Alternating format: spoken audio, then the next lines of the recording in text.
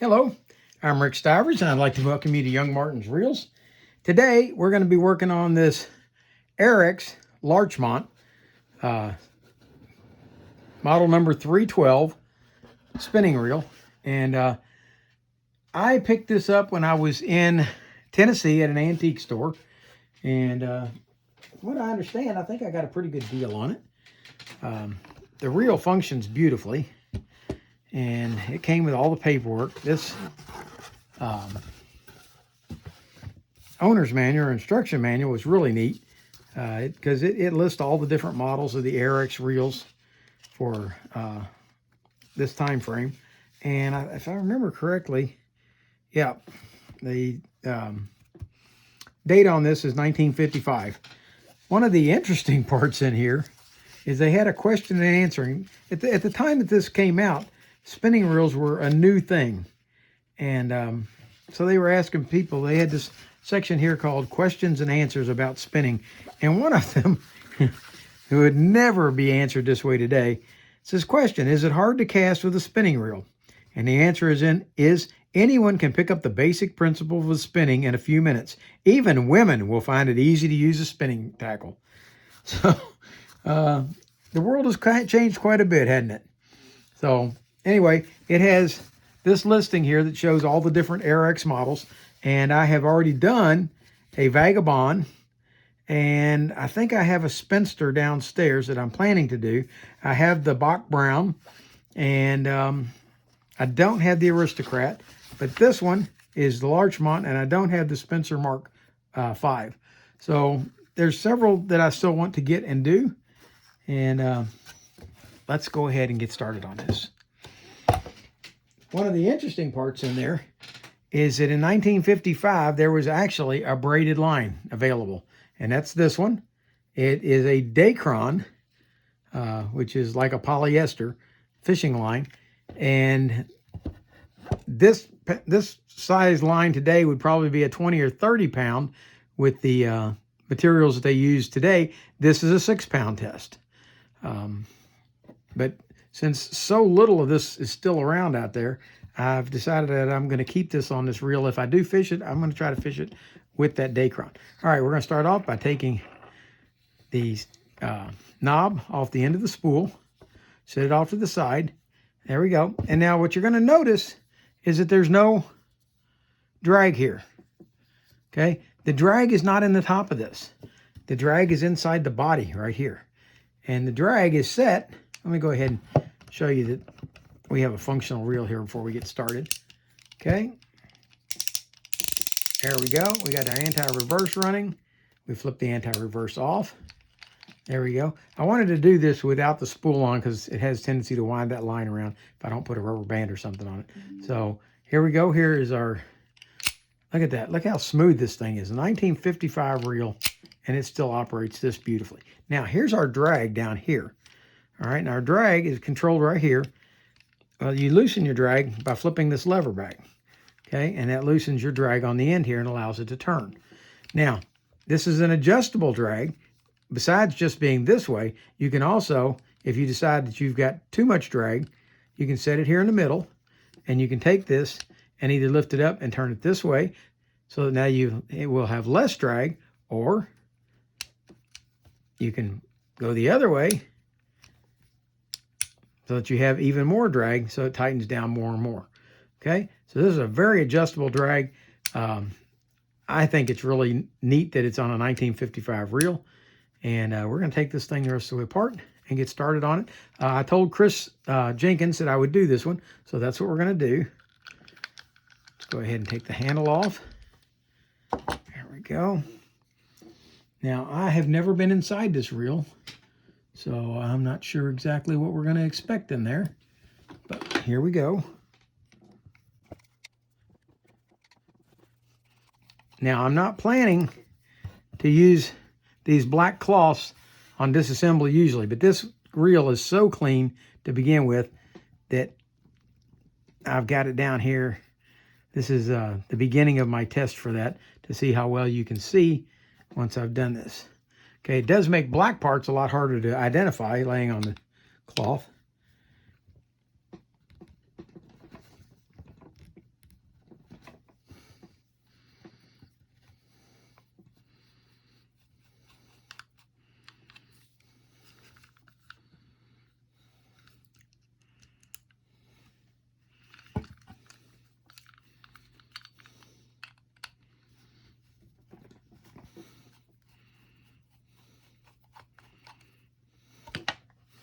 All right, all 4 screws are the same.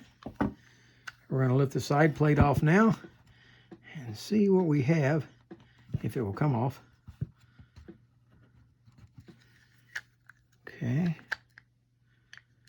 Well, okay, I have a feeling what we're going to have to do is take the drag off.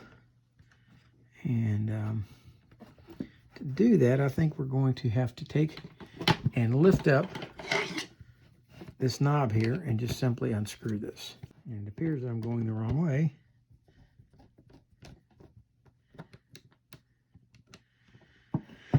Nope, didn't come off that way. Yep, I just let the spring action slip back down a little bit. There we go. Okay, let's see what we've got here before we go any further so we can see how this goes together. All right, that's very much, if you've ever taken a Johnson Citation or Century apart, this is very much like the top lever that's on those. Okay, and I know that spring-loaded inside, you would think that there's a position where that screw would come out so that you could get to that spring, but it doesn't look like it wants to come out of there, so we're going to leave it alone. I'm not going to force anything. This is a very nice reel, and I don't want to mess it up any. Okay, now let's see if the side plate will come off, and it does. There we go. There is our main gear assembly, and it slides out here. See if we have a shim in the side. No shim on that. No shim there. Okay, so it doesn't have a shim plate or shim washer. Set that over to the side. This is our anti-reverse. Just clicks one and over. Okay. And this may lift out, but I'm not going to pull that. I think it's pressed in also. I don't think we're going to take that off. I think we'll leave it right where it's at. We'll leave this in the disengaged position. So when that comes down, that activates on the anti-reverse gear right here on the back, right there. Okay. I see little, if anywhere, in this thing at all. It's in really good shape. All right, let's take a look back here, what we have. All right, this is our crosswind block, and it looks like it's going to just lift out. Let's try doing just that. There we go. Crosswind block. The down loop goes to the rear. All right, it comes over here now, and our axle shaft will pull out like so. And that's a little dirty, but overall not too bad. All right, now we're at this point.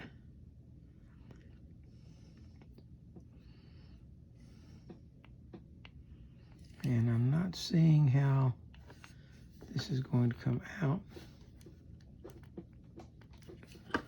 Okay, but this is our drag assembly. And this drag, as you tighten it down, is going to tighten this plastic collar down on that sleeve. And that's what creates your drag. Very simple. I love it. Okay. And those parts fell out. Now, one of the things that it did tell me, there was a card that came with it. It says, important. Due to a last minute engineering improvement, a design brake disc part number 3206 and brake cushion 312107 have been replaced by a brake shoe spring part 312112 or 114. And if you look at the IPB, basically it's showing you that spring right there. And that's what they did. They had a washer and a cushion in there that tightened down, and they took that out and replaced it with a spring. Okay. All right, so far I still haven't figured out how to get the head off of this. I don't see anything holding it in. No, don't think there's anything up under here.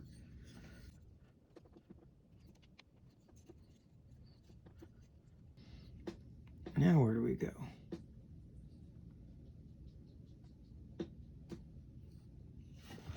Time to look at the IPB. Okay. After consulting with the IPB, this is the part right here that retains the rotor. And it appears that that is nothing more than a press fit sleeve that is slid in through the rotor, which goes through the pin and locks this thing in. And the only way you'd ever get that out, I believe, is to use a slide hammer on it. And I do not intend to do that. I'm not going to pound this thing out. If you look at it here, you can look very clearly. There is no sign of any C-clips or anything else holding that in place. So I'm not going to try to use anything like that to try to get it out of there. We're going to leave that alone. We are, however, going to go ahead and take apart the bail assembly. We're going to start off by taking off the end of it here. And we'll just simply unscrew that. And the only reason I'm doing this is so that I don't recommend anybody else do this unless you absolutely had to. Okay, that's a very close fitting bail assembly. If you look and right above it, you'll see that it fits almost exactly on the hole there. So that's pretty well adjusted. We're going to leave that alone, that adjustment. We're going to take the screw out on the other side now.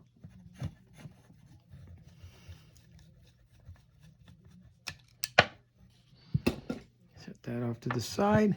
The only reason you would ever need to take all this apart up here is in the event that it was super dirt encrusted down inside here. And this one is not, but I'm showing you how to do it, and I'm telling you don't do it unless you absolutely had to. All right, we're going to unscrew this screw. And this will be interesting to see how it is that the spring is put in here, because normally the spring kind of goes flying when you let go. Okay, there it is. The spring is hooked right through, right there. And it's tight right there.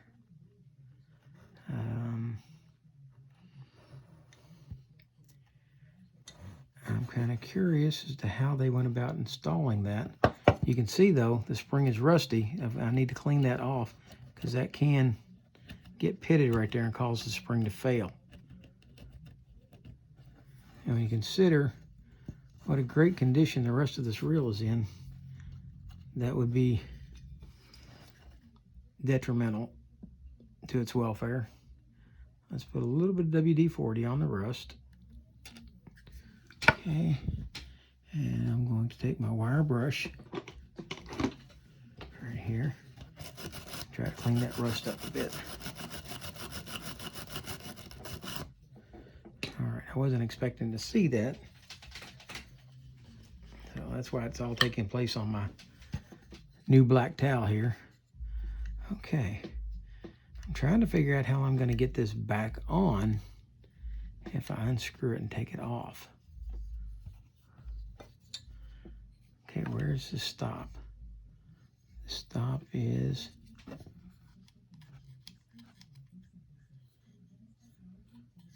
right here.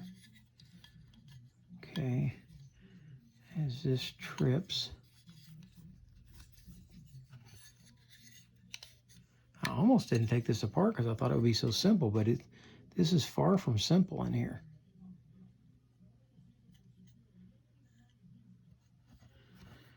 Okay, what I see is that I'm going to need to unscrew this, is what it appears.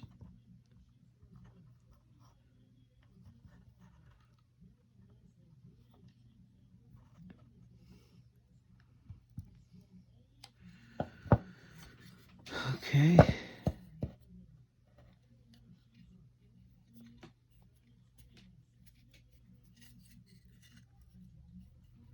Well, I've effectively managed to jam it now, since I don't really understand what it's doing yet. There we go.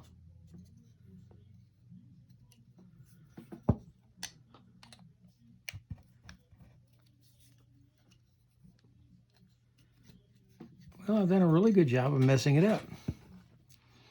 So I got to figure out what I'm going to do to unmess it up.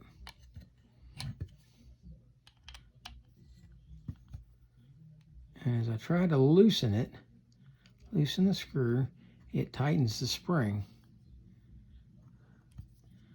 So the only thing I can do is get under the spring and lift it up. I don't know how I'm going to get it back on yet. Okay, that lifted it 1 notch. 2 notches. 3 notches. Okay, that spring is off. I still don't know how I'm going to put that back.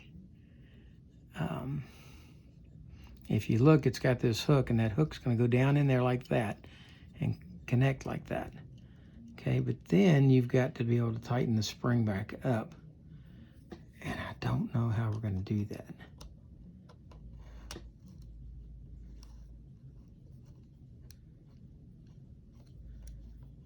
But we'll take it one step at a time.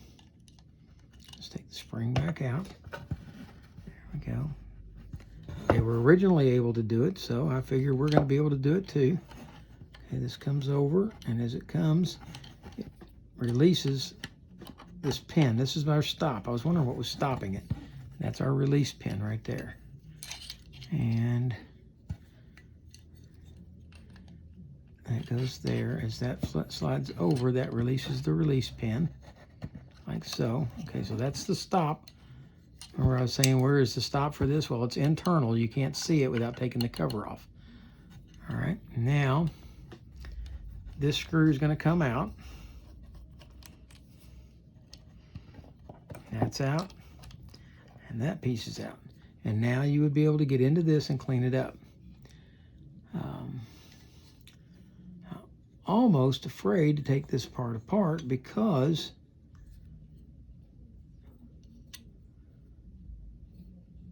we're going to do it. You know me. Any of you have been watching me very long. Chris, hold your breath, brother. Here we go. We're going to go ahead and take this last screw out. Can you see down inside there okay? Okay. Let's move it out here. There we go. There we go. We got some light in there. All right. All right, now, this washer just fell off. And that washer, I believe, goes right... No, the washer goes on the end right here. Okay, that's a spacer for this piece here to ride on. Okay, so we got to remember to put that back. Okay. We're going to unscrew this the rest of the way. Ed, I've got it over in the light for you, brother, so you can see it. Okay, there we go. There's that screw out. There's the spring. There's the trip release.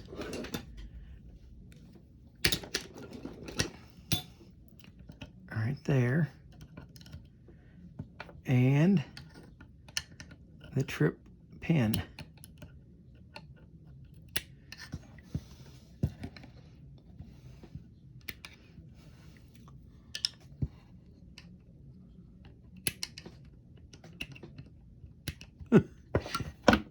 And it does not want to come out. There we go. All right, so they got that out. I'm going to take a cotton swab and clean that up. And we are going to begin the assembly of these parts. Okay. Now that pin is wedged in there. It's pressed in or glued in or whatever. That doesn't move. All right, so we're going to leave that alone. And I see a little bit more grease here that I'm going to have to clean up.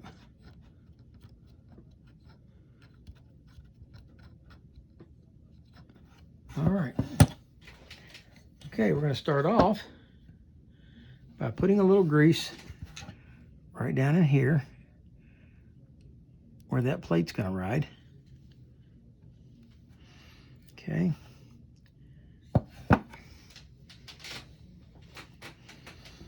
Okay, the plate goes in this way. This slot goes through there, and it's got a pin that sticks right straight up. I'll drop that into there. Okay, back out for a moment. set the arm in like so, and we're going to go ahead and put the screw in like so.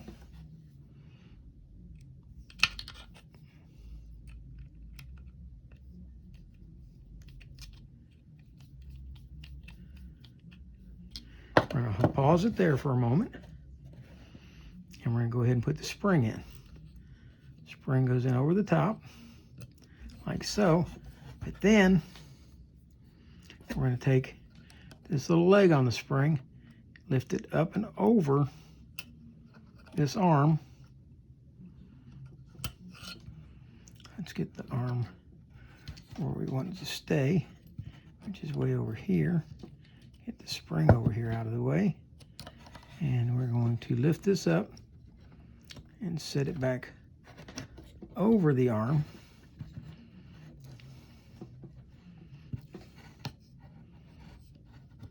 Like so. There. Now it's holding tension on that arm, see? And let's go ahead and tighten the screw down the rest of the way. Ed, can you see all that okay? All right. Now comes the part I haven't figured out yet. All right, we are going to put this arm, it's going to go on here. That's going to go like that. But prior to doing that, there's got to be this little washer right here. All right. So let's put the screw through from this direction. And I'll drop the washer. There it is. Okay, we're going to put the washer on like so. We're going to set this in place up here and then start to screw it on like so.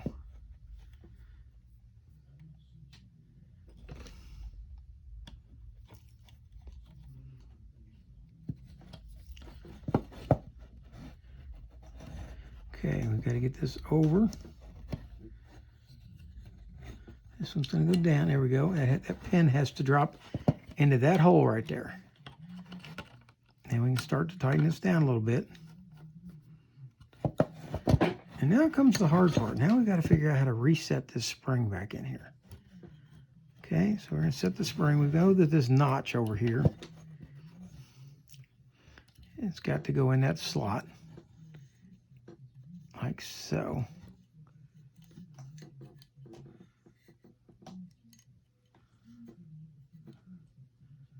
Okay. And then we've got to figure out how to reset and tighten the spring. Okay. Let's see which way tightens it. When counterclockwise tightens,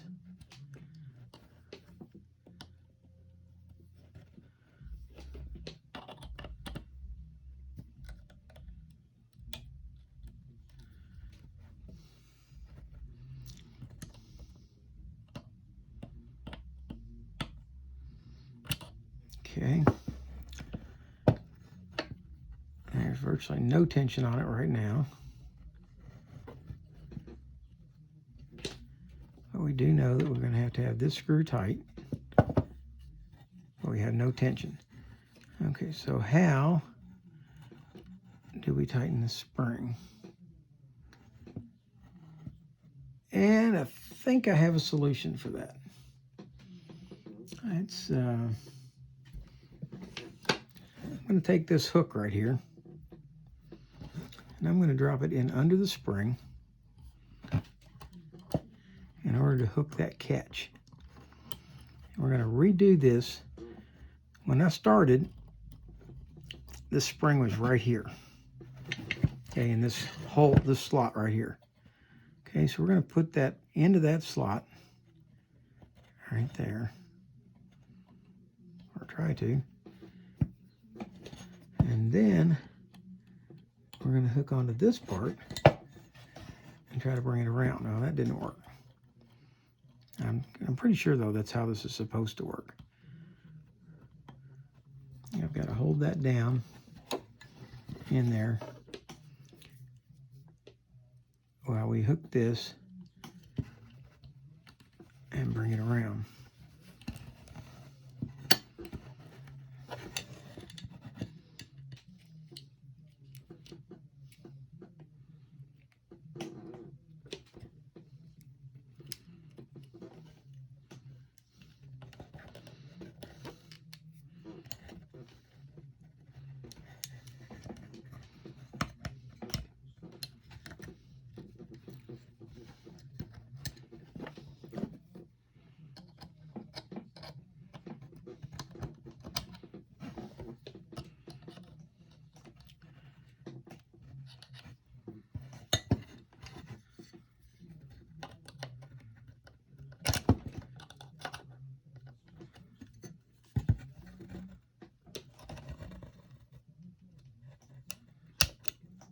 There.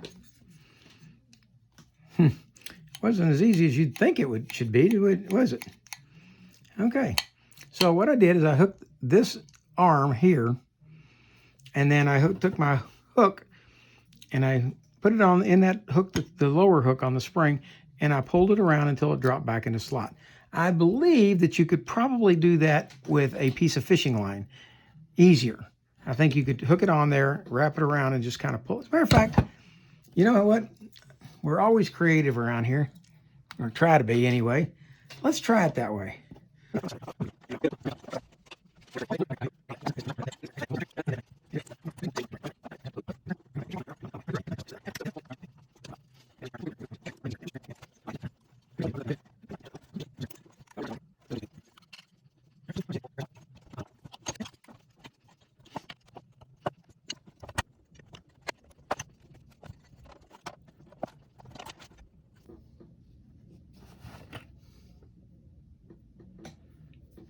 Okay. My string trick didn't work, so we're not using it. So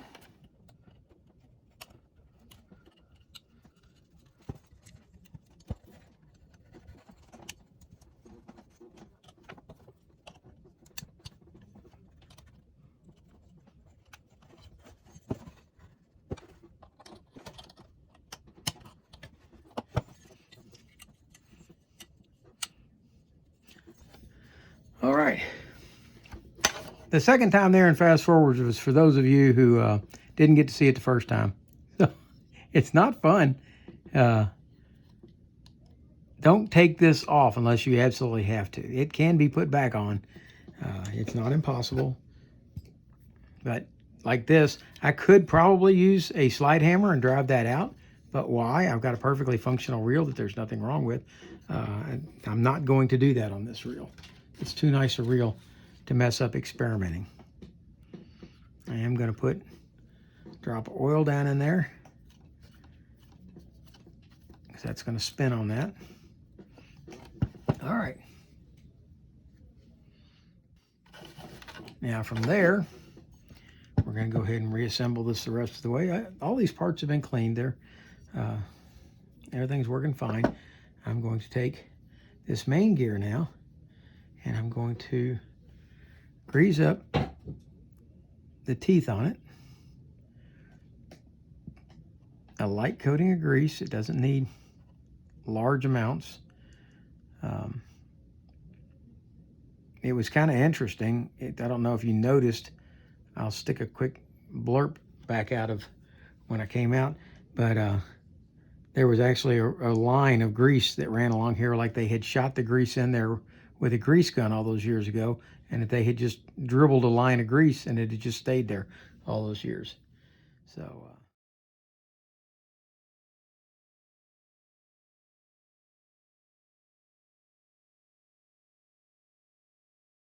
all those years. So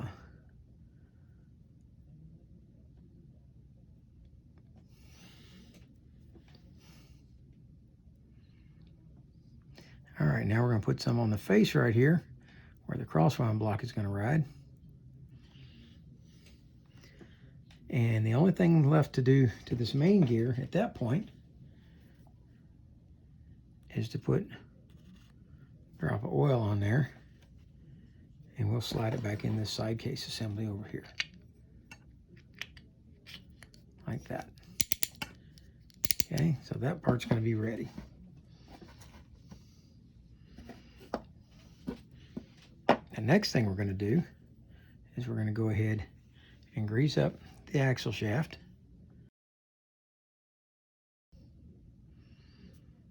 I'm going to slide it in a little bit, but not very far. I'll let it sit right there. All right, now you didn't see me take this piece out, but this one goes in the back, and it's got a slot back here that goes into a ridge down there. We'll go ahead and drop that down in there. Tell you what, before we do that, let's go ahead and put a little dab of grease right on the inside of it here where the axle is going to ride. Okay, and then we'll drop it into that slot.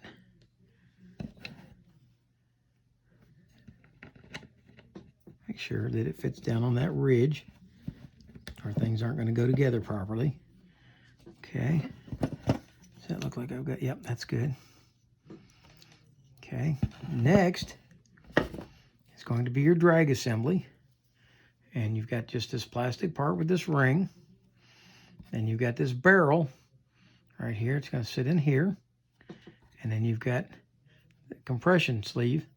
Goes in right there.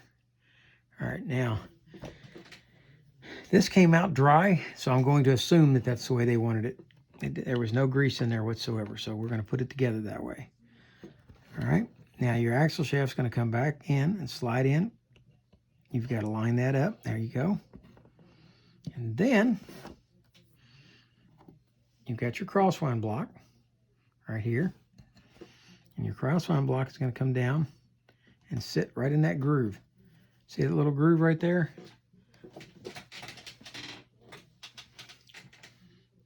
And we're going to put a little bit of grease here and a little bit of grease right there where it rides. And we're going to slip that back on. Right there like that. And then if you look, it's riding right here. So we're going to put a little grease on the slides for that, just so it can ride easier. And there's a little button. See this button right here and this button? Those almost look like pins, but they're not pins. They're actually riding right here on this plastic piece right there. Okay. This one is a slide and this one is a bump stop. Okay. If you look, let me take it back out. Okay, actually it's not a bump stop. It's more of a slide also. Okay, so they're both slides. I was thinking it was a bump stop, but it's not. All right, we're gonna set that back in. There it goes. All right, what are we missing here? We've got our side plate left to put back on. So let's go ahead. Now this is where we have to line this up. We're gonna slide this back as far as it will go, and then we'll rotate the main gear around so that that's as far back as it will go. And so it doesn't just slide out and fall out. We're going to stand the two up and we're going to slide them together right here. And we may need to rotate this just a little bit to get it to fall in there.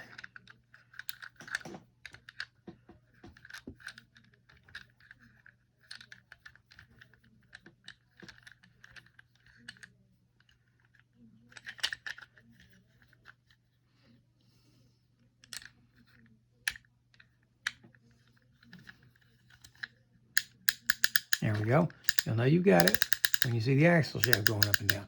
Now, while you're holding it right there, let's go ahead and put in a screw.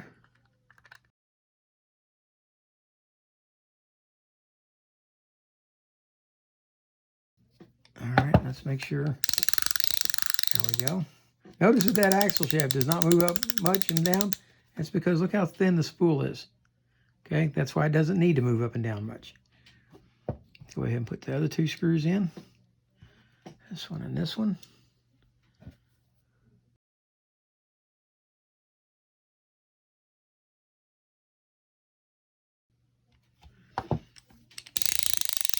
All right, now we've got to put our drag washer back on.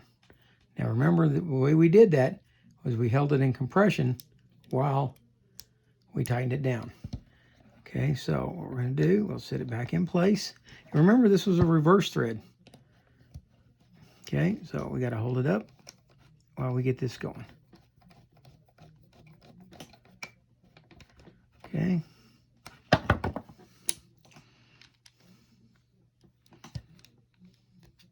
And we're just about there already. Okay, so let's loosen it up a little bit. Lift, and let's tighten it just a hair more. All right, now we can adjust it just by lifting out and adjusting. Okay, I think it needs to be tighter. We'll lift it out, bring it back some more, drop it back down, and tighten it down some more. That's probably enough. It feels pretty snug right now. Okay, let's go ahead and put the bail wire back on. Don't lose this sleeve. Before we put the sleeve on, let's go ahead and put a drop of oil under the sleeve. People tend to not lubricate these like they should. I just put it on backwards. The larger end goes towards the bail like that. Okay. Now, we're going to set this in place. And all we're going to do right now is get the nut started.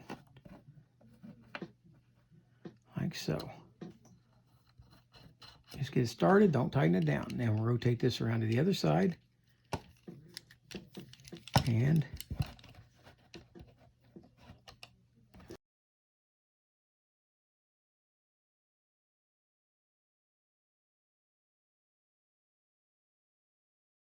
it doesn't seem to be starting. I must be missing the hole. Let's go ahead and lock this bail over, like so. See if that helps. Get this adjusted. There. See if that doesn't work better. Okay. Now I can see the hole much better. Okay. We're going to tighten this all the way down now. Like so. Put a drop of oil here. Drop of oil here. Okay, we're going to come back to this side over here. And we're going to tighten this nut down the rest of the way.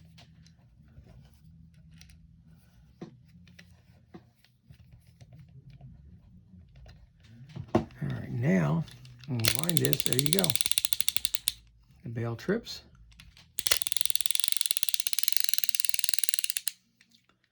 Now, what are we still missing? We are still missing the cover on this side of the bail, right here.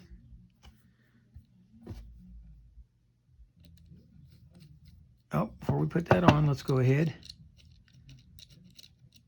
and put a drop of oil here and a couple of drops in here on the spring. Now, let's put this cover on. And it's a dust cover to help keep dirt and grease and sand and such out of there. There you go.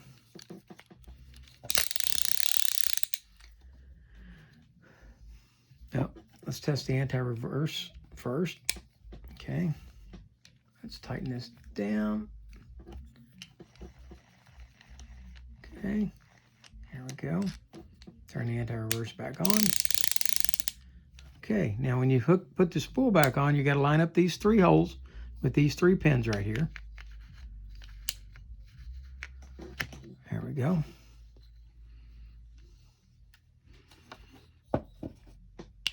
And now, put the top button on, tighten it down. All right, now let's test our drag. Let's tighten it down. Still loose. So, we're going to pull this out, rotate it around, drop it back down. Tighten the drag some more. There we go. I might have it a little too tight. No, it's still adjustable from light to... I'm going to back it off 1 notch. So I'll take it to the middle here, and I'll take it forward like so, 1 notch, and that will give me a really nice loose drag, yet still a very tight drag when you go the other way. All right. And when you're not using it, keep it back, keep it loose to take the tension off of that assembly. All right. So there's our first reel done on a black background mat. Hopefully, Ed, it helped. We'll see. And Chris, I hope you liked what you saw. If you were looking to get that rotor off, that's not going to happen without using a slide hammer to pull that pin out. And I'm not willing to do that. I don't want to break this reel. It's perfectly functional the way it is. So if I had a dead one that wasn't working, I might consider that. But no, that's not what we have here. We've got a really nice, fully operational reel that we've taken apart, serviced, cleaned back up, put it all together, and she works like a dream. I like this reel. I might even take it out fishing, but it's probably going to go back in its box and go in my display case. I like this reel. It's a runner. So, hope you liked the video. If you did, please hit the like button. If you didn't like it, hit the dislike button. But I would appreciate if you told me what it was you didn't like. If you'd like to see further videos like this, you can please subscribe to my channel. If you wish to get notifications, there's a little notification bell that you can hit on YouTube, which will tell you when we've got these in and when a new one comes out. And I'm not sure where we're going next. I think we're probably going to be discussing the 7000C, that Daiwa 7000C, and the J.C. Higgins, and a little bit of history there. We'll probably go into that for just a little bit, and then I'll tear that J.C. Higgins down and get it rebuilt. So for now, that's Rick Stivers, the Young Martin's Reels, signing out.